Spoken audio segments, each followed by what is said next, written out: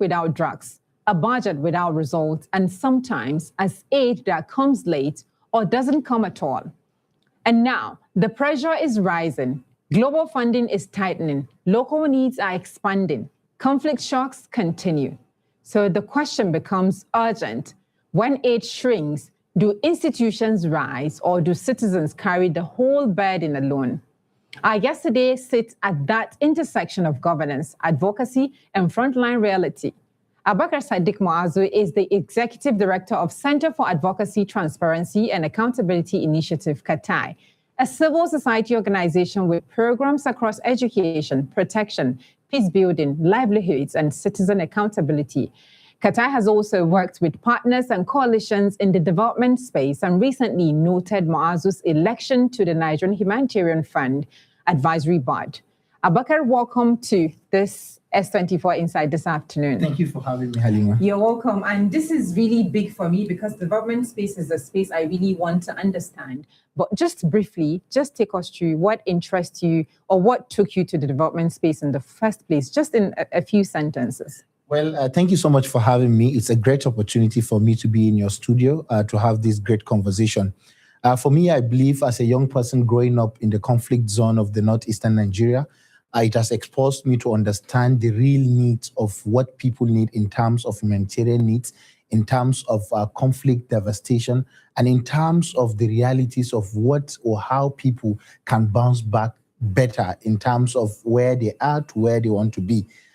Growing up in the Northeast, I have the passion to see that I support and I contribute to people in need. That was what ventured me into volunteering to quite a number of organizations. Volunteering to organizations, working for different organizations, to the extent that I founded the Center for Advocacy, Transparency, and Accountability Initiative.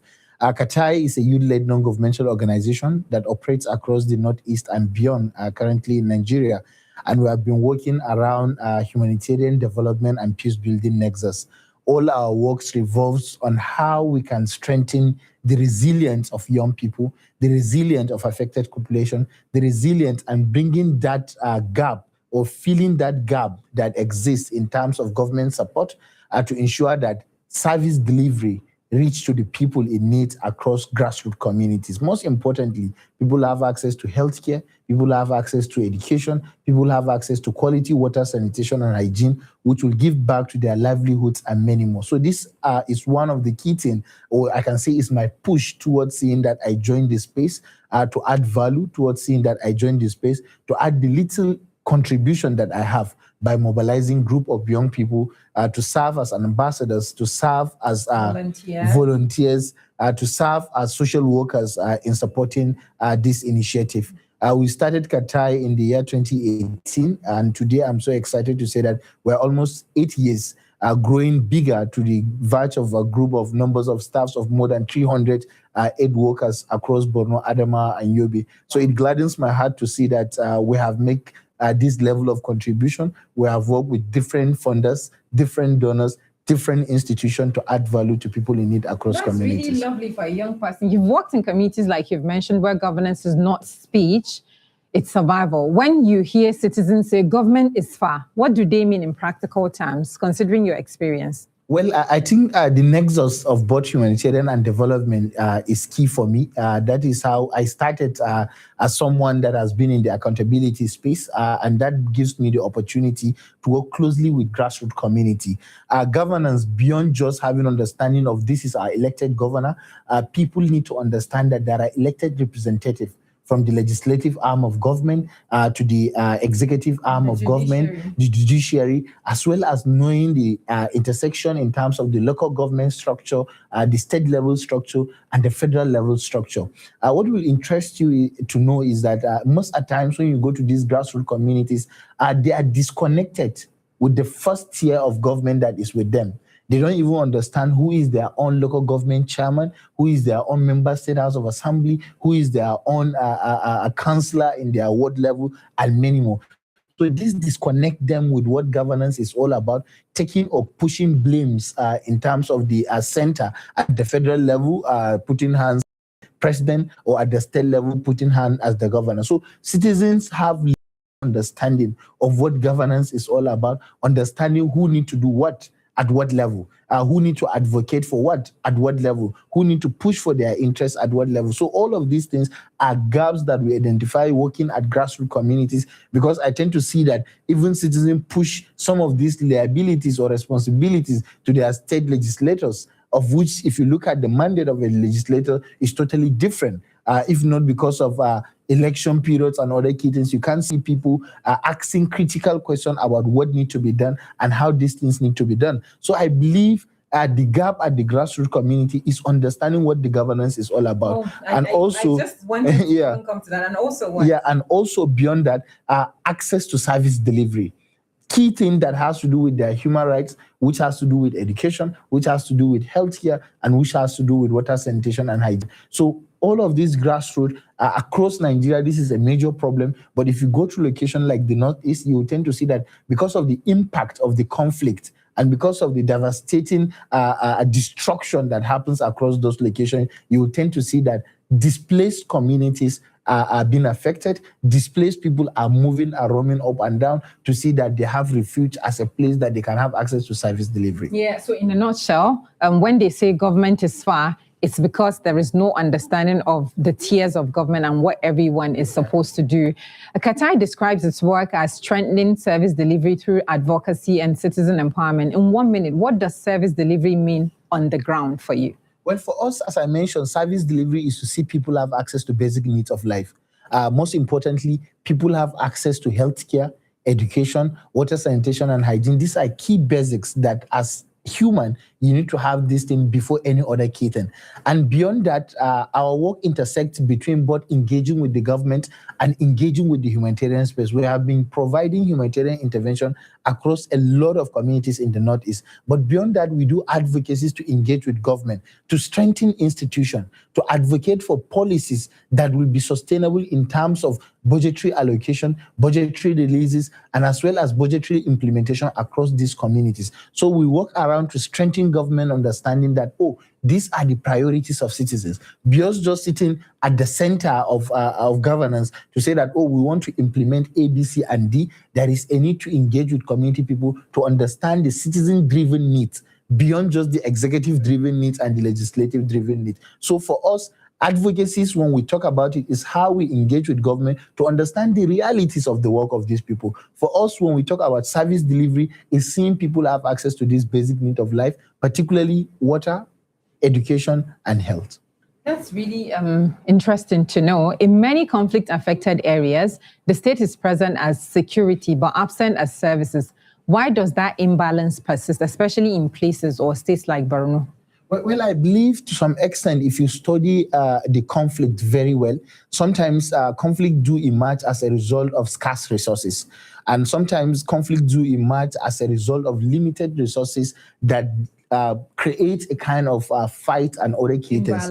Imbalance. Yeah. So as the population grow, there is a need for government to expand and stretch its own services across these communities. When people do not have access to school, those people would be vulnerable to indoctrination by people associated with armed groups, indoctrination by people that have a different mindset and people that have a kind of a foreign mindset that will make them to have cause problem within the society. So I believe government need to do better in providing access to these basic needs of life, particularly when people have access to education, their mindset will change, the way they will even reproduce children will be better. Because when you educate a girl, she'll get to understand that there are processes of child spacing before you add another child. There is a need for you to educate the first one before you move to another kid.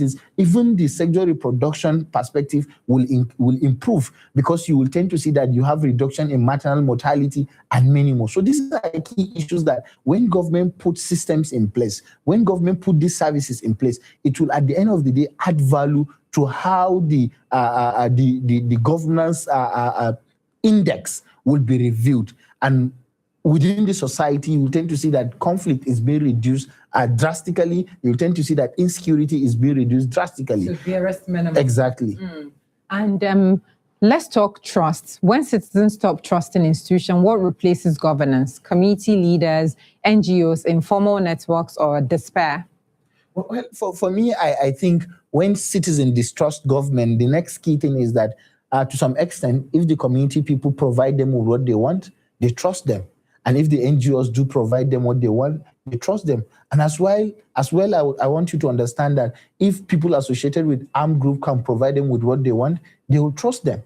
That is why across some communities, you tend to see that people that are causing problem are taxing citizens at some of these LGS, telling them that you can't farm until you provide us with A, B, C, and D. Even when you farm, we'll provide you with security, and people will give them money. So government need to understand that the trust building is not just beyond providing the security, but having dialogue. Sometimes it's to have dialogue at the community level for these people to understand what the government is doing, for these people to understand that the implication of joining these armed groups and other key things and how they can pass information. But when there is an issue and at the end of the day, the state armed group attack the community, burn houses, instead of discussing with them at the best way of addressing these issues, people will definitely limit their trust in government. So when they limit their trust in government, the next key thing is the people that will provide them with trust. So for us at the civil society aspect, at the NGO perspective, we have been the bridge between the citizen as well as the government. We have been trying to do a lot of advocacy to engage with the government because we complement the effort of the government. As civil society, you can't take over the role of the government. So we complement the effort of the government to see that taxpayers' resources is being judiciously utilized across these communities. These citizens also give their of social contract in ensuring that they meet up with their obligations and many more. Well, that's really interesting to listen to you talk about. If you had to name the one governance failure that feeds everything else, education gaps, unemployment, insecurity, what is it that you're going to name it? Well, I believe unemployment is also one key thing. But most importantly, before you be employed, you need to have some skills.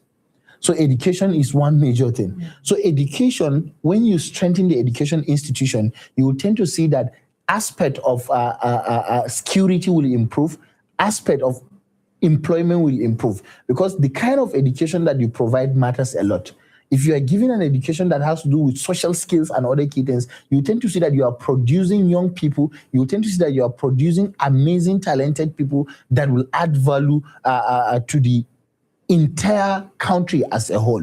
So we have seen a society whereby our nature of curriculum is such a one that to some extent is not even meeting up with the reality of the global standard. To some extent. But you would talk about local reality, not just global standard. Not just about the local realities, but the global standard to some extent has a connection, because you need to connect local people with the market. So if you educate the local people with the market, even if within the education that you provide to them, that okay, as you are rearing animals, once you provide, there is a food chain that you are providing in place and meeting up. So these are key things that if someone is coming out with his cow, there is someone that needs the milk, there is someone that will process the milk, there is someone that will take out. So that kind of blockchain that is needed, what kind of investment is needed at the community level will definitely contribute to ensuring that, one, we have reduction in insecurity, reduction in job, in unemployment. But most importantly, there is a need for total overhaul in terms of our educational sector to meet up with the needs and the realities that we're facing across the community. Realities, most importantly. And let's take a quick break. When we return, we move from pain to power. Can citizens enforce accountability without becoming enemies of the government? Stay with us. We'll be right back.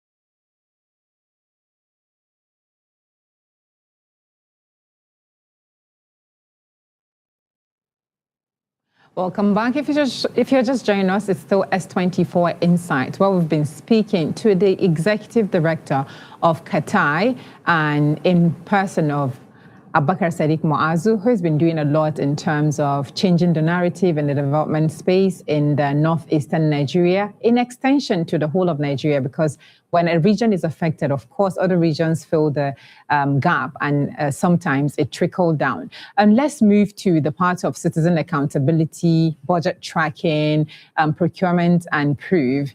Your work actually said that you emphasize on citizen-led accountability, budget tracking, procurement monitoring, and policy advocacy. What's the simplest way to explain this to an average citizen in Borno, Yobe, or Adamawa? Well, I believe when we talk of budget tracking and citizen accountability, there is a need within the cycle, from electioneering cycle to budgeting cycle to the implementation, to see that development is coming to community. It's a responsibility for any citizen to hold his own or her own voter's card, to elect the right people into the position of power. But most importantly, there is a tool that is guiding the implementation of governance, which has to do with the annual budget that is being developed across all the states, local government, and at the federal level. This has to do with all the overall expenditures that government is trying to see that, okay, these are the plans that we want to implement, these are the forecasts that we have done, and many more. So in doing that, government usually used to understand what are their own inflows, what are their own sources of revenues and other key things. In the process, they tend to put in the demands and needs and aspiration of citizens. That is why I say that a citizen-led ambition or citizen-led needs that is being put in budget, there are executive needs that is in the budget. There are also, now that we have a kind of legislative constituency project that legislators will prioritize to put in budget, and many more. This has to do with a strong level of how citizens can come in. Citizens can serve as monitors free of charge for government. But because of the level of ourselves, to people within us, when resources is being allocated, people did not understand that, a budget is allocated resources that is being forecast. They tend to see it as a resources because that trust is not there. Citizens did not have that information. When the budget is being assented by the governor, mobilization of revenues has been done, allocation of resources will be done to MDS for them to start implementation. Citizens don't understand all of these key things. The only thing they understand is, the money is within the budget. But is there resources to finance the budget? Citizens need to understand that. So is there resources? When the resources has been released, has the implementation begun?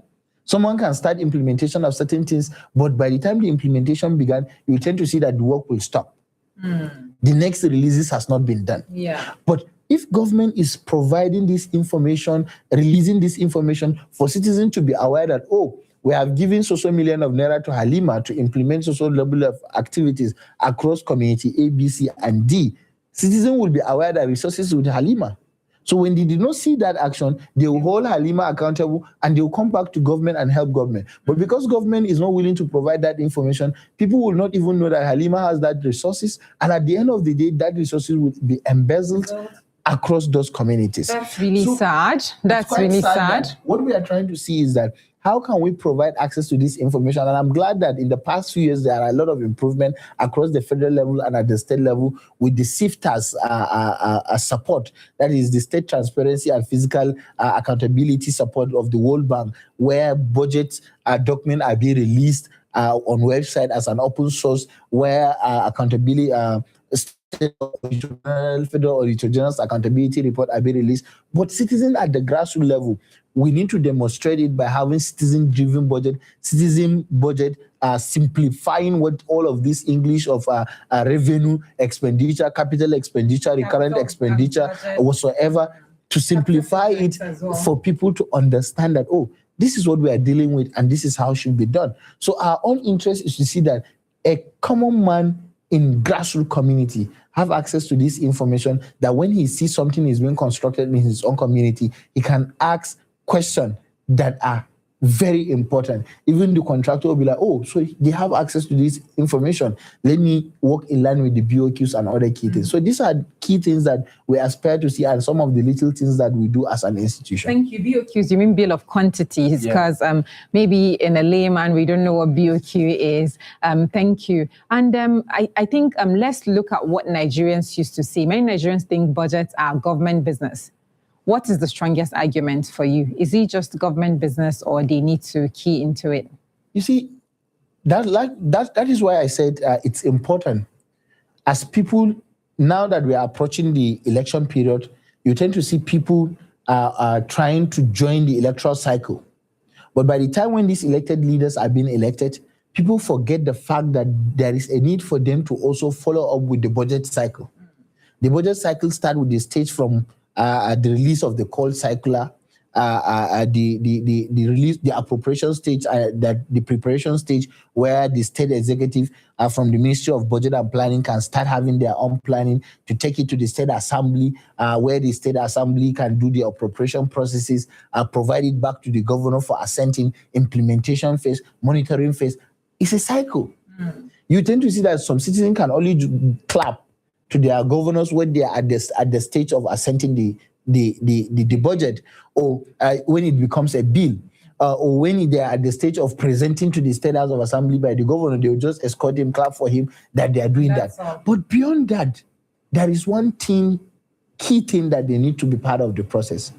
During the process of the budget development, there are town hall meetings that is being conducted at grassroots communities to get to hear the opinions of citizens.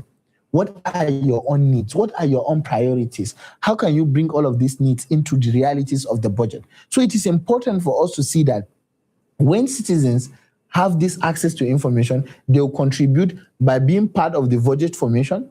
During the implementation phase, after the assenting, they'll be part of the implementation to provide feedback to government. So at the end of the day, you will get to see that there are a lot of development coming to us, moving up and down. And one big mistake that some of the state we are facing is that some government tend to see budget tracking as a prognosing by citizens, which is their all right also. So there is a need for government, state government and local government to encourage citizens to do that, so they can serve as an accountability partner to them, to ensure that they are putting them on track when things are not done rightly. They will ensure that these things are being done rightly, and the resources that is being allocated trickle down for the benefit, for the needs intended across the communities. Yes, so civil society is sometimes accused of embarrassing government. You've just mentioned something like that, prognosing.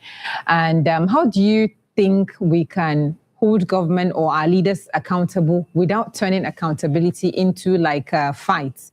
Well, I believe to some extent, I used to tell people that you need to be clear around what advocacy is all about, when to advocate, when to also engage as an activist.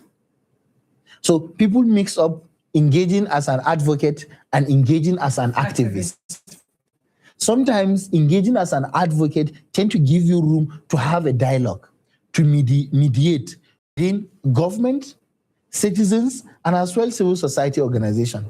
Sometimes also the engagement cannot be there, but you need to put in the heart of an activist to protest, to do other things before the government can listen to you. The sad reality is that across the globe, a lot of nations, sometimes it is when you protest that government tend to listen. It's not just a Nigerian factor alone, but if you go to a lot of nations, you tend to see that, oh, government don't even listen until when you protest. But also there are a lot of time that you simplify to provide a kind of policy brief notes, analyzing policy statement of government to provide brief for them and feedback. So sometimes when you see these key things, it contributes in seeing that things are being addressed amicably without resulting into, oh, you are prognosing and doing other things. And one key thing is that government need the civil society because they put them on check. And also to some extent, sometimes government need the civil society when they need loans and other key things, because the civil society can attest to the fact that, oh, we will be an accountability partner to them when they are utilizing those resources. So government should not just identify when they need citizens, when they need loans, or when they need other key things in terms of civil society, but they also take them as partners in progress to take feedback, to take contribution as they work closely with grassroots community. Now let's look at more people-centered stuff, starting with the girls' education, early marriage, and the stability question. We'll take one or two because of time and call it a wrap. You are publicly associated with Girls' Education Advocacy, right? And Global Action Network highlights your work around girl-child programming and education support. Why does girls' education remain one of the most tough battles in the Northeast? Well, I believe it's one of the tough battles because of culture and religion. And to some extent, as I mentioned earlier, when you educate a girl, you educate the entire society, the entire nation. When you educate a girl, there are high tendencies that even your own mortality rate will reduce. Because if you look at the percentage of maternal mortality, you tend to see it's at the high rate. So, but when you educate a girl will tend to understand her own system, will tend to understand that, oh, this is what is manifesting within her body, to clearly understand where she needs to go to hospital for antenatals and other key things, thereby reducing the initial cost of maternal mortality. And also you tend to see that a lot of young girls would have access to information and knowledge around menstrual hygiene management.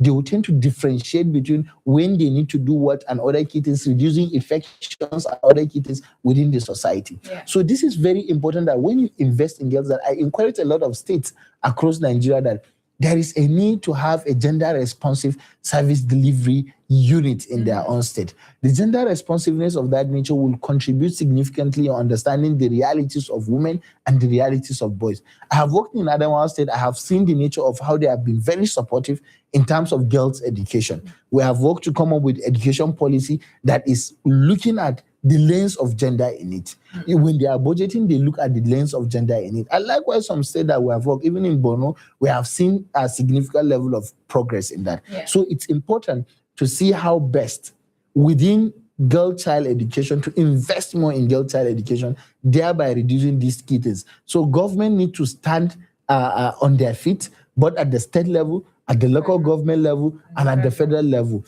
and put a lot of stringent rules to parents and caregivers that are not willing to educate their watch. Now, let's take this last one before rapid fire. You've also partnered with organizations like Action Aid on youth policy-related work, as shown on Katai LinkedIn presence. What makes partnership effective? Shared goals, data, speed, or trust? In a short answer.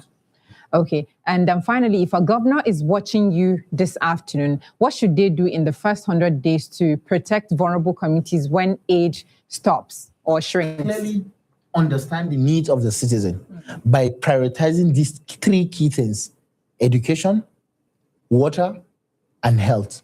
Once these three things will be provided, I want to tell you that a lot of people will fit in and a lot of realities will fit in. These are the key things that are even needed in terms of infrastructure for people to invest their resources across various states. So governments across all states, they need to look at the aspect of the education, the quality of the education delivery, and prioritize beyond just the formal nature of education, the vocational education across their states, so that young people can have skills that can compete across Thank different. you so much, Abubakar Sadiq Muaz. Let's quickly do a 60 seconds rapid fire. It's short answer, simple yes or no. Let's see the way you're going to take this. You've been serious all along, so let's do something really more relaxing. If you're to choose between evidence, which would you choose? Evidence. Budget or promise? Access. NGOs or institution, what should what? Institutions. One word for governance in the Northeast today. One word as? One word for governance. If you describe governance in one word for the Northeast today. Imagine institutions. Just one word. Okay. One word for the Northeast in 10 years. Where did you see? One word. One word. Growing rapidly or something like that. Growing rapidly. Okay. One habit leaders must stop in the Northeast. Fake promises. Fake promises. One thing citizens must start to do to change the narrative. Participate and join governance. One reform Nigeria can't postpone anymore. electioneering campaigns, electioneering, what is it called? Election systems need to be reformed. Thank you so much, Abubakar Sadiq Muazu, for joining us on S24 Insight today. Today's takeaway for me is simple and loud. When trust collapses, society becomes expensive. But when accountability becomes culture, development becomes possible. Because in the end, governance is not a speech, it is a school that opens. It is a clinic that works, a budget that shows results, and citizens who can verify what powers claim. I am Halima Abdurrauf, and this has been S24 Insight on S24 Television. And bye for now. See you again next time.